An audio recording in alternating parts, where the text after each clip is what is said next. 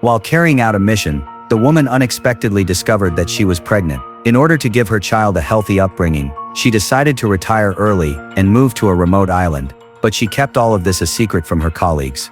31 years passed in the blink of an eye. Today was the day her son was coming back to see her. She happily went out to pick him up and bring him home. After they returned home, she suddenly received a call from an old colleague. This time, the colleague wanted her to take on a mission, but she had no time for such things anymore. She didn't want her son to know what she had done before. Even though the colleague said the target was nearby, she firmly rejected the job. Then, she had a meal with her son. She heard that her son had a girlfriend, and they were planning to get married soon. She was happy for her son. After the meal, they returned home.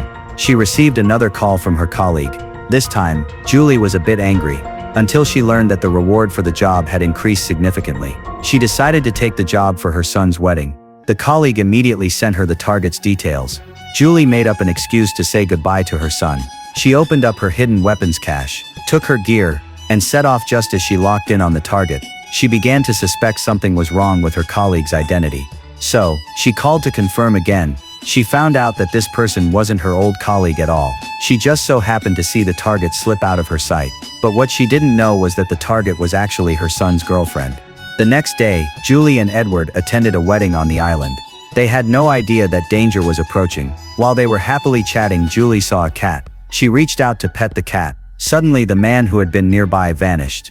The scene instantly erupted into chaos. Julie quickly led her son to a sheltered spot. She quickly noticed someone on the mountaintop aiming at them.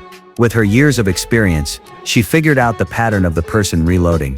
She told her son to find a safer place. Then, she decided to draw the person's attention herself. She carefully observed the person's movements. Then, she swiftly ran to a car. She quickly closed the door and started the car, and drove straight toward the person. The person kept firing at her, until Julie stopped right in front of him. He thought she was finished. He relaxed and walked toward the car. In the end, Julie won the standoff, but she knew she could no longer stay on the island. So, she followed her son to his girlfriend's boat. When she saw the girl's face, she realized that the girl was the target she had been assigned.